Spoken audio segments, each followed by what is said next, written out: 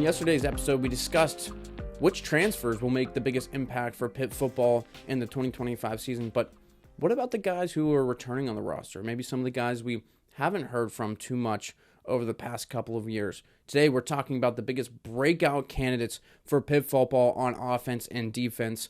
I'm Nathan Bryce here. This is the Pittsburgh Sports Now Football Pulse. We appreciate you guys always tuning in, and be sure to check out all of our content and coverage from Pitt football, basketball, and everything in between, WPIAL coverage as well, over on PittsburghSportsNow.com. But today, we are talking about guys who have the potential to break out. Last year, we talked a lot about Kyle Lewis, his All-American season, Rasheem Bowles as well, Braylon Lovelace.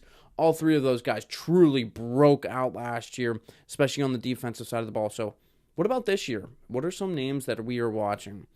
Let's start on the offensive side of the ball for Pitt. I was going through the receiver cores. I think there's a lot of guys maybe on this group, this roster, that can truly have a breakout season. Yesterday we talked about Kateris Hicks, the Louisville transfer. He's going to be, I believe, the biggest impact transfer on offense.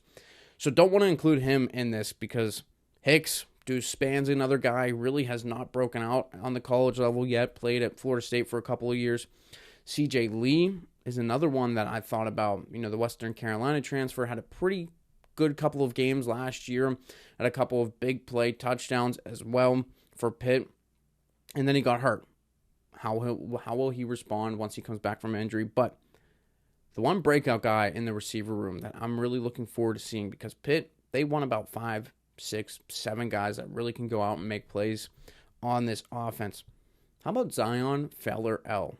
He's been around this Pitt program for a couple of years now. He's a redshirt sophomore. He was in the starting lineup against Toledo last year in the bowl game, but on the season had one catch last year for 12 yards against Youngstown State. So really hasn't been involved much, seen the field a whole lot over his first couple of seasons in Pittsburgh, but this year could be the year where he could really see the field. Pitt's going to work in a bunch of receivers. He has the opportunity right in front of him to be a true breakout player. And, that time he's going to see you on the field early on. Some of these games, Pitt has Duquesne, Pitt has Central Michigan. When Pitt goes up by a couple of touchdowns, you're going to see some of these receivers start to get worked in more and more. Fowler-El will be one of those guys. Will he be able to take that opportunity and run with it? Those will be two huge games, I think, for Fowler-El, especially for his future in this Pitt program, but at least this season. And I think he could do so. I think he's got some good route running ability. He can go up. He's still on a little bit on the smaller end, standing at just 6 foot, flat even. But he's a guy that can go up. He can make a play. He can run routes pretty well, can make people, get away from the defense, take the top off the defense. He can be a guy that, much like Hicks, much like a lot of the guys in this offense, can play just about anywhere. He can play in the slot. He can play on the outside. I think right now we project him. I think Pitt projects him at an outside spot. We saw that in the spring game. He had a very, very nice spring game. Had a nice 14-yard touchdown reception from Kyle Lewis. And that play was all about if Zion Fowler-El could beat his guy, and he did. He beat his guy in the end zone, got open, and made the play. Came down through contact with the touchdown. So I think that's something we could see this year for Pitt from Fowler-El. And that's 1, 2, 3, maybe 3, 4 touchdowns from Fowler-El this year. 300, 400 yards. We're not talking about like a superstar season, but we're talking about he puts his name on the map. He's a guy that now you can look forward to even in 2026 being like, okay, he had a nice breakout year last year. He's going to be a big part of this receiving core again this year. So that's my guy at receiver. Let's talk about a running back that I think could break out this year for Pitt. And I'm going in there. I'm going in on true freshman Ja'Kirian Turner. I've been big on him. The staff is really high on him. They really like what he can do. He came in immediately, enrolled in early, got in the weight room, was throwing around more weights than some of the guys that have been around this program for a couple of years now. And he just left high school.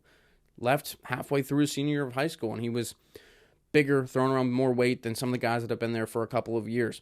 So, and then it translated on the field. He looked really good going through drills during spring camp. During the spring game, put together a nice little stat line, 44 yards on 77 attempts, or not 77, 17 attempts. And obviously, again, we've talked about it. Spring game, I mean, you take that with a grain of salt. Obviously, you're not going 100% in that game, but he looked pretty good. And I think he's 5'9". He's 175 pounds, but I'm sure that weight's going to change once this roster gets updated during fall camp. He's a compact guy. I wrote about this a little bit. We talked about it. I think he can be a guy that Pitt's going to use in those shorter yardage situations, and he's a guy that can take on contact and break through those tackles, pick up yards through contact. I think he's going to be more of a guy of like a little bit of a change of pace back, but he can also make people miss. He's got some good cutting ability. So I think he's a pretty solid overall package. He's raw, he's young, but there's a lot of potential there. And I think if Derek Davis is hurt, and I think it's kind of a battle between Turner and Justin Cook, this walk-on from East Stroudsburg who transferred into the Pitt program. He's a veteran guy. He's an older guy, but I think Turner could beat him out. I think you're looking at Desmond Reed, Joels Goff, and Ja'Kirian Turner. As long as Davis is still out, and I don't know where Davis will factor in, because if Turner can hit the field and hit it running, I mean, man, he could lock up a spot in this two deep or as a third role type guy, but really see a lot of the field. Because, and another thing about it is, how much is Desmond Reed going to be able to stay on the field? We saw he would get banged up time after time, game after game, missed early practices during the week, and then was back later in the week. But if Reed gets banged up, Goff is a smaller guy as well, very similar stature to Reed. Turner's a guy that has a lot of muscle to him. He's a bigger dude for a guy that stands about 5'9". He's a guy that I just think he's going to see the field, and I think he's going to, have a really strong, true freshman year here for Pitt. Whether that's even just playing 6 games or 8 games, I think he'll burn his red shirt. I think he will see the field just enough to burn the red shirt, and he will make some impact plays this year for Pitt for sure. So he's a breakout candidate on offense as well. Let's switch to the defensive side of the ball. This one's a little bit of a layup for us picking this one. Cornerback Shadarian Harrison. He won the Ed Conway Award for Most Improved Defensive Player during the spring camp for Pitt. Had 2 interceptions, basically confirmed why he won that award during the spring game. Picked off Eli Holstein twice, and yeah, Holstein maybe wasn't the best throws, but Harrison was in position. He was in coverage, and you know what? That's obviously what happens whenever you can come up with plays like that. You're prepared. You're ready for those plays, and he was. He was in coverage, followed his man closely, and that's what they're looking at. Harrison as well. I think he's got some good length to him. He's about 6'1", has some nice long arms to him. That's your ideal cornerback in this Pitt defense, and I think Harrison is a guy that we could see get rotated in, and whatever happens with Rashad Battle this year, he's a projected starter there at cornerback. But if he struggles at time, Harrison is right there knocking on the door, ready to take over. Harrison could easily be a guy that, if he plays well enough, who knows? He could get into a starting role by the end of the season. And then the last one, I was going between 2 guys. I think, and I'll throw this in there really quickly, I think Oregon transfer defensive end, Jaden Moore. Talked about him a little bit yesterday on which impact transfers there will be. Didn't really list him as like a main impact guy just because he's younger. He's a redshirt sophomore, but I think he's someone that could potentially, same thing like I just said with Harrison. He may start down here on the depth chart, but slowly work up as the season goes, because there's a lot of DNs there, but who's going to be the one that really solidifies themselves? More could be. So I was kind of going back and forth on putting him as a breakout candidate, but I sort of held off a little bit. But he can make some plays this year for the Pitt defense. My other defensive breakout candidate is middle linebacker, Jeremiah Marcelin. Again, he's a compact, stout dude on that linebacker core. He stands at 6'2", 235 pounds. I mean, he's got a lot of strength to him. And we saw him at times last year, late in games, but still, I mean, I think another year in this offseason and this defense, working with Randy Bates, learning from Kyle Lewis and Rasheem Bowles. He learned a lot from Brandon George last year. And going into this fall camp, there is a battle open at the middle linebacker spot. Braylon Lovelace is shifting inside, and he hasn't solidified that spot either. So it'll be between Lovelace and Marcelin. And I think Marcelin, either way, He's going to see a lot of time this year on the field for this Pitt linebacker defense. He's just going to be another one following in suit of Bowes and Lewis and Servassier Dennis. This culture that's been built in that linebacker room, just success year after year. You saw it a little bit in 23, saw it a little bit in 22, but now in 2024, had a breakout year from that linebacker group, and 2025 can be just as good, if not better, and Marshland's going to be part of that unit.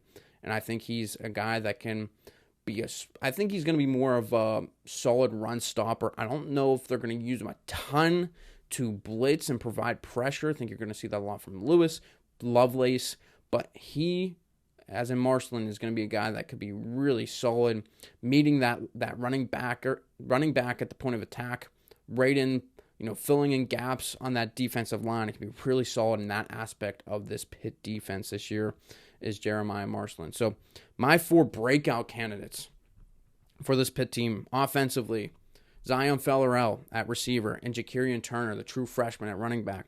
And then cornerback on defense, Shadarian Harrison, and linebacker, Jeremiah Marshland. That'll do it for today's episode. Be sure to check out all of our content as usual over on Pittsburgh Sports Now. I'm Nathan Bryson here. This has been the Pittsburgh Sports Now Football Pulse.